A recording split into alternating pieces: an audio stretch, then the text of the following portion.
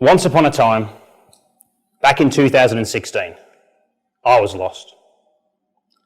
A floundering relationship, a job that didn't align with my values, a sporting dream that was not my own.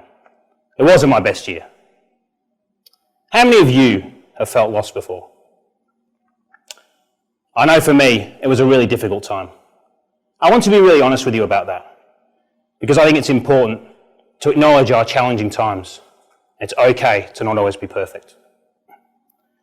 At primary school, I talked a lot. I was always the kid in class that wanted to know everyone's name. Mr. Miller used to say, if I could concentrate on my work as much as talking, I'd be a great student. In my adult life, I made it my business to learn the names of everyone working at the supermarket. Connection was so important to me. But in late 2016, I had lost that. In my comfortable lifestyle, I had slipped. I had everything, but I had nothing. So I sat with my best friend Tom, and we talked and talked and talked. I wanted to get back on track. I wanted to re-find connection. By the end of that conversation, I'd set a goal. And that goal was to meet 100 new people. That's right, 100. What could 100 new people teach me about the power of face-to-face connection? I hoped a lot. And how could I meet 100 new people, I thought? Coffee. What a great way to connect. And so the project was born. The rules were pretty simple. 100 weeks, 100 coffees, 100 strangers. A coffee a week for just shy of 2 years. The coffee always had to be between Monday and Friday. I always went to the person's location of choice, and I was always early. People's time was very important to me. Oops. Now, every great talk has a stats slide, so I just wanted to go through the stats from the 100 Coffees project. It was 72 cafes, 54 lattes with skim milk, and no added sugar. It's very important to look after your health, right? Initially, I chose the people based on common interests. I chose 10 companies I was interested in and reached out to people who worked there. They would then suggest others, and the snowball effect began. I listened to podcasts and reached out to the speakers. I watched talks online and sent emails. Sometimes people said no, or they didn't reply. But more often than not, they were happy to meet me for a coffee. I sat across some amazing people. They told me stories of overcoming their greatest fears, achieving their goals in life, or how they reinvented themselves. The project took me on a journey around the world, from Dublin to Taipei, where I met so many amazing people. The empty notebook I started with became full of wonderful and inspiring ideas. Some of my friends, well, many of my friends, they thought I was crazy. How can you meet 100 new people, they said? And how can you have a coffee a week for 2 years? But I wasn't going to stop. I was learning so much. Those 100 people taught me so much. And this talk is all about people. So let me tell you about 3 of those people that had the most profound impact on me. I remember one particular coffee. The man who sat opposite talked for 17 and a half minutes about himself. The coffee lasted 18 minutes. Now, what could I learn from that? But as I walked out the cafe and reflected, I thought, how important is listening? I promised, for my remaining coffees, that I would ask more questions and I would listen more.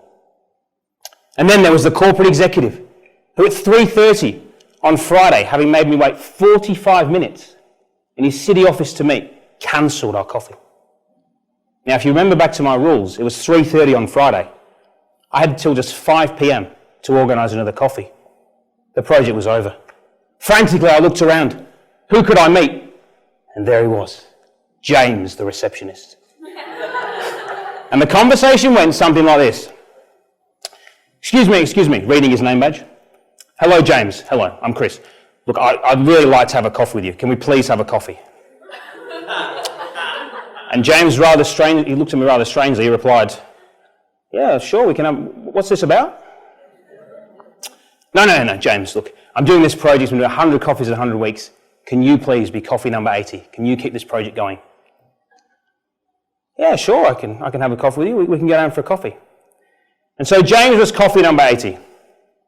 He told me about his children, his family, his goals. Everyone has a story.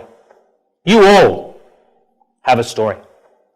And anyone can teach you something if you just listen for long enough. And then there was the coffee that changed my life. With the most profound and wonderful question I've ever been asked. Steph was her name. And I sat on Collins Street in Melbourne drinking a latte. After some initial chit-chat, Steph asked me that wonderful question. Chris, she asked, how do your personal values align with your career and what you choose to do with your life? Wow.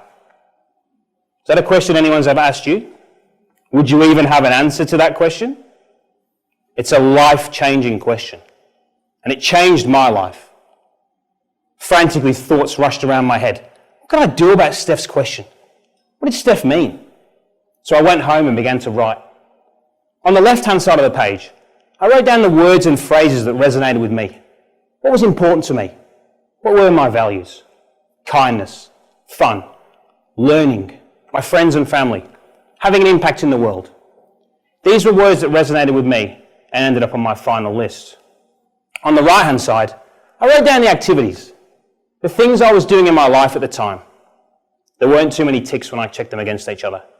Steph's question had given me a roadmap of how I could get my life back on track. By the end of the project, I felt amazing. Meeting new people will do that.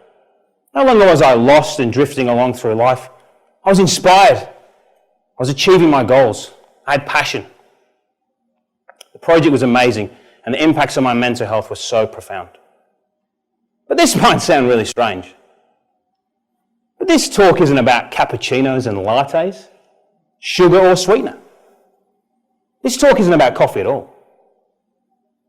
I do love coffee, don't get me wrong, as you probably can tell. But this talk is about something much, much more powerful. And what do I believe is so much more powerful than coffee? The power of face-to-face human connection. Now, human connection dates back to the dawn of time.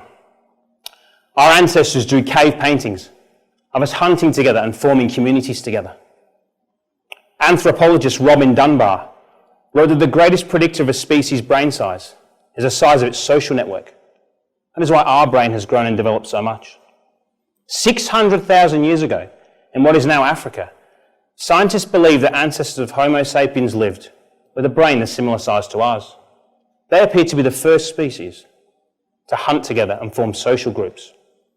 In 1908, George Simmel wrote about the importance of eye contact and how face-to-face connection weaves us together and creates unity.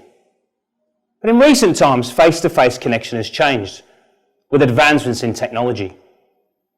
We make choices as a society to choose convenience over connection. Let's think about a typical day. You might walk to the train station with your headphones in. Perhaps you're looking at your mobile phone. Perhaps at the supermarket. Use the self-serve so you don't have to talk to a person working on a checkout. Perhaps you don't go to the supermarket at all. You order your food online. You could go through an entire day without speaking to another human being. And whilst this convenience gives us flexibility, at what cost does it come to us? If we continue to erode these small interactions face to face, where does that leave us as a society? It is crucial that we continue to engage with people face to face. There is a growing narrative in society around people that are different to us, putting people in boxes, giving people a label. How can we possibly empathise with others or even begin to understand their story if we don't meet people face to face? Studies of mammals have shown that when our social bonds are cut, we feel physical pain. We even have phrases to describe that. He broke my heart. She hurt my feelings. But these are more than just words. This is a real pain. Studies have shown when we feel isolated or rejected, The same part of the brain that processes physical pain has increased activity. This is literally hurting us. In recent times, organisations have referred to connection, disconnection, an increasingly digital-enabled world that is causing a loneliness epidemic. Have you ever felt lonely? We have all felt lonely. These organisations refer to loneliness as a public health crisis that threatens us all if we do not act now. We must remember, what does it mean to be human?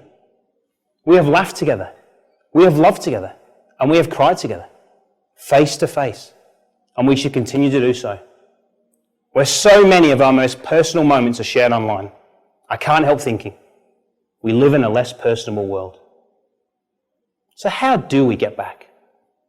For me, it was coffee. Coffee helped me rediscover the power of face-to-face human connection. It was my vehicle for change.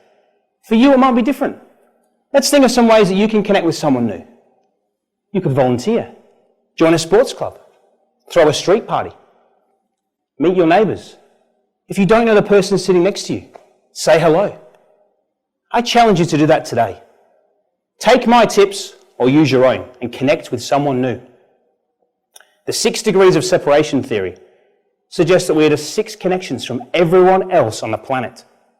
It's a small world, and I just encourage you to discover it through someone new. Think about all the good things that happen when you meet someone new.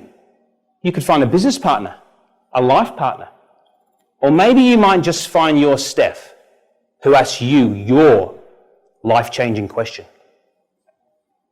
Connection is so powerful. You all have a story. Now go and tell it. Go and connect, just like we did here today. Thank you.